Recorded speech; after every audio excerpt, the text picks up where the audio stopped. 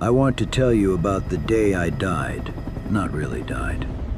But for almost 6 hours, my own men believed it. Somewhere back at base, an officer wrote my name on a list.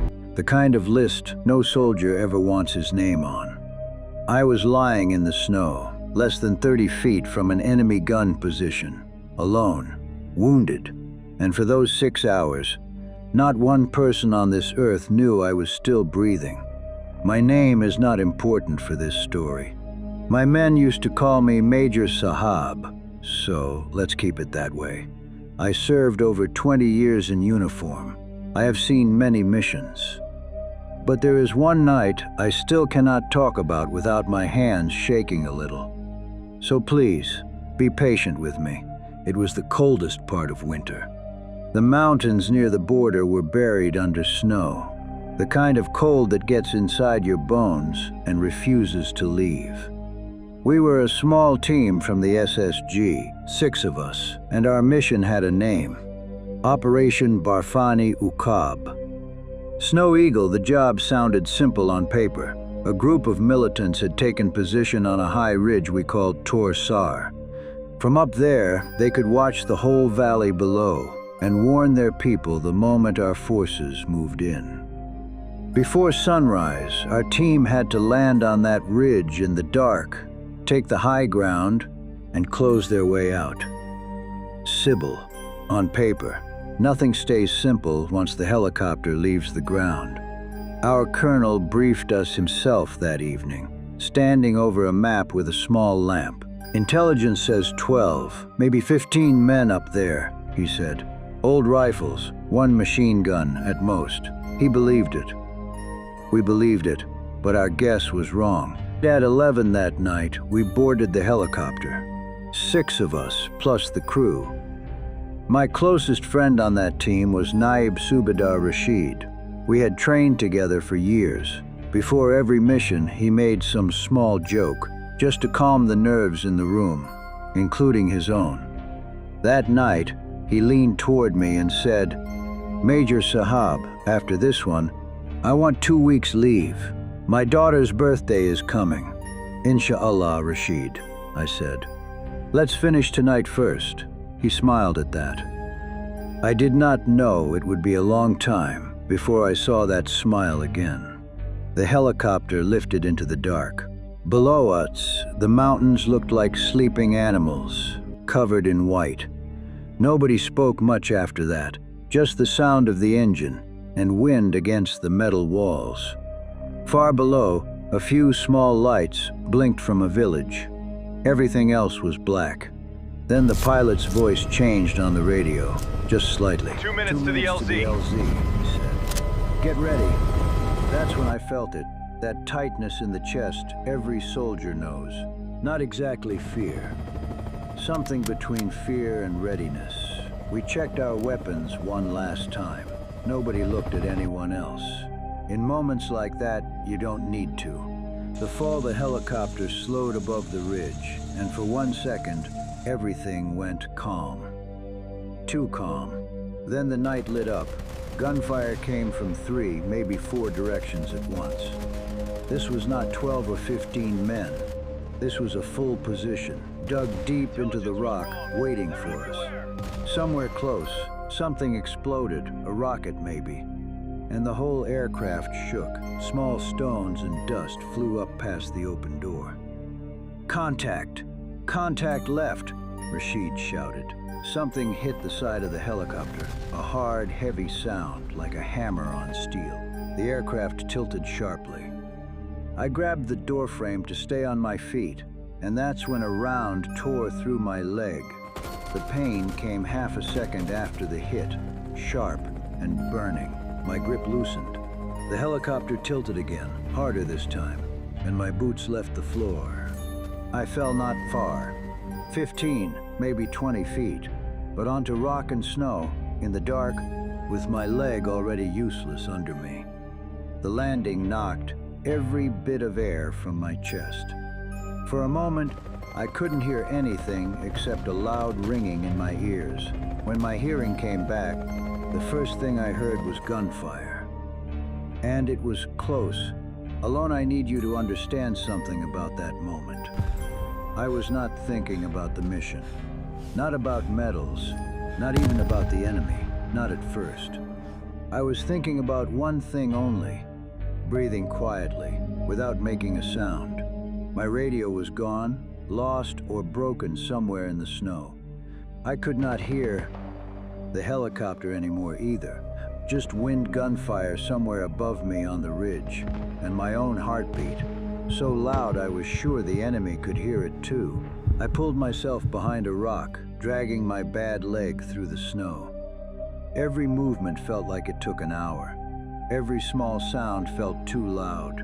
Somewhere close, I heard voices, low and careful, moving along the ridge line, searching for survivors, searching for me. I stopped moving completely. I pressed myself into the snow and the rock, and I prayed, the real kind of prayer, the kind you only make when you think it might be your last one. Above me, the helicopter's engine changed, moving away, growing quiet. My team was pulling back. I understood why. They were taking heavy fire, and staying meant losing more men. I understood it completely. But lying there, alone in the snow, I had never in my life felt so far from everyone I knew. I found out much later what happened inside that helicopter. Rashid told me himself many months after. He said he saw me fall. He said in all that noise and blood and dark, nobody saw me move again. So they made the only call they could make. The report back at base, the message went out on the radio, short and plain. 1 man down, no movement, presumed KIA, killed in action. By the time the sun rose, my name had already reached headquarters. A young signals officer, someone who had never even met me, was the one who typed it into the casualty report. That's how fast it happens. A name becomes a line becomes a file. The plan for the morning changed too. What could have been a rescue became something else instead. In the briefing room, they started calling it a recovery mission. You go to rescue a man you believe is alive. You go to recover a man you believe is already gone. Nobody said it with any cruelty. That's simply how it looked from inside that helicopter, in the dark, under fire. I have never once blamed my men for what they believed that night. In their place, I would have believed exactly the same thing. But down in the snow, behind that rock, something inside me refused to agree with their report. The long night, I don't know how to explain the hours after that to someone who has never lived through something similar. Time stops behaving normally. 10 minutes can feel like an hour. An hour can disappear, and you won't even remember it passing. My leg was still bleeding, slower now, but bleeding. I had one field dressing in my vest, and I wrapped it with hands that would not stop shaking, more from the cold than the fear at that point. The cold was its own enemy that night. It doesn't shout, it doesn't shoot. It just quietly, patiently, tries to take you, piece by piece. At one point, I heard an engine somewhere in the distance, and for one wild second, my heart jumped. Rescue. But the sound grew louder, then stopped nearby, followed by more voices, more boots on snow, something metal being dragged across rock, not my men. More of the enemy, not less. Whatever hope had come, drained right back out of me, faster than it arrived. Twice, boots crunched close enough to touch. A voice called out to another man somewhere on the ridge. I remember holding a small rock in my hand, not because I thought I could fight armed men with it, but because my body needed to hold on to something solid. I thought about my mother. I thought about a promise I once made to my father, also a soldier, that I would never bring shame to his name. Strange, the things your mind returns to when it believes time is running out. Sometime near what I guessed was 3 or 4 in the morning, I heard something else, far off. Faint. A helicopter engine, a different sound this time. One I recognized in my chest before my ears were even sure. I had a decision to make, and only seconds to make it. If I moved, if I made any sound or any light, I could pull the enemy straight to me. If I stayed silent, the helicopter might pass by, believing exactly what my own men already believed, that there was nothing left up here to find. I chose to trust one thing only, that Rashid, if given even the smallest chance, would not truly stop looking. Not in his heart, so when the sound came close enough, I took the risk. I struck 2 rocks together, hard, 3 times. Then I waited, my heart louder in my ears than the wind. Found I don't know how long I waited after that. It felt endless. Then a voice came through the dark, careful and low. "Kaunhai, who's there?" I tried to answer. My throat was so dry that nothing came out the first time. I tried again. Major Sahab, I'm here." Silence. Then footsteps, fast now, no longer careful at all. A torchlight hit my face, and behind it I saw Rashid, and I will remember the look on his face until the day I die. It wasn't only relief. It was something between disbelief and a wall breaking open inside a man. "You're supposed to be dead," he said, his voice shaking badly.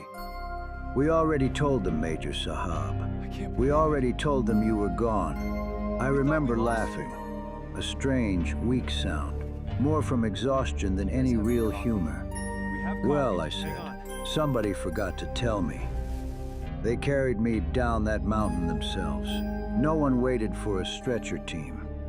Rashid kept his arm under mine the entire way down, saying very little, just holding on tight, as if he was afraid that letting go would make me disappear a second time. When we reached base, there was a strange kind of silence when the men saw me walk in. Men who had already grieved for me, who had already imagined the words they would write to my family, simply stood there. Some of them cried openly, without any shame about it. That's something people outside this life don't always understand. Soldiers are not made of stone. We only learn when it is finally safe to break. Today, many years have passed since that night. I am retired now, sitting somewhere warm and quiet instead of standing on some frozen ridge. But some nights, when everything goes still, I can still hear 2 rocks striking together in the dark, 3 times, waiting for someone, anyone, to answer. Rashid and I are still brothers, closer than blood in many ways. Every year on that same date he calls me. He never says very much, just, "Major Sahab, still here?" And I always answer him the same way. Still here, because you never stopped looking.